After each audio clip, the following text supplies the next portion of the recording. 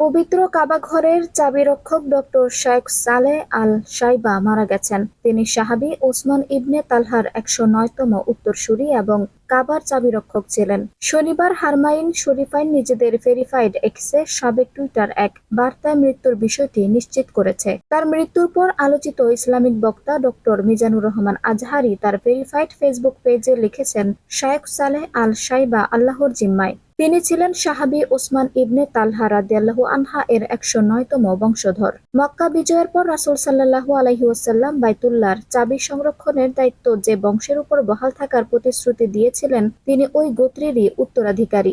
আর কিয়ামত পর্যন্ত এই গোত্রের বংশধরদের হাতেই বাইতুল্লাহর চাবি উত্তরাধিকার সূত্রে সংরক্ষিত থাকবে ইনশাআল্লাহ। আল্লাহ ওনাকে জান্নাতুল ফেরদাউস নাসিব করুক।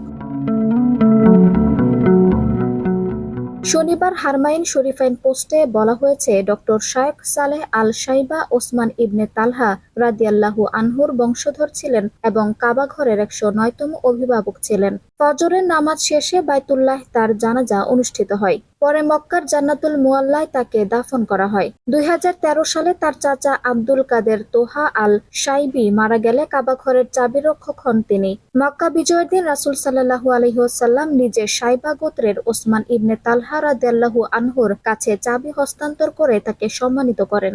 এরপর থেকে সেই ধারা এখনো অব্যাহত।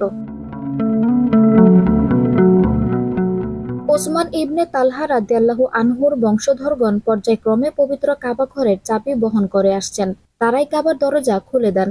আরব নিউজ এক প্রতিবেদনে জানিয়েছে, পবিত্র মক্কা নগরীতে জন্মগ্রহণ করেন সালেহ আল শাইবা। ইসলামিক স্টাডিজের উপর তার ডক্টরেট ডিগ্রি রয়েছে। তিনি বিশ্ববিদ্যালয়ের অধ্যাপকের দায়িত্ব পালন করতেন। ধর্ম এবং ইতিহাস নিয়ে এ পর্যন্ত বেশ কয়েকটি বই প্রকাশ করেছেন সালেহ আল শাইবা। কাবা ঘরের চাবি রক্ষণাবেক্ষণ ছাড়াও পবিত্র ঘরের ভেতর পরিষ্কার রাখা, কিওয়াকে ইস্ত্রি করা এবং ছিঁড়ে গেলে সেলাই করাও এ পরিবারের দায়িত্ব। আঞ্জুম হক আরবি, টাইম নিউজ ডেস্ক।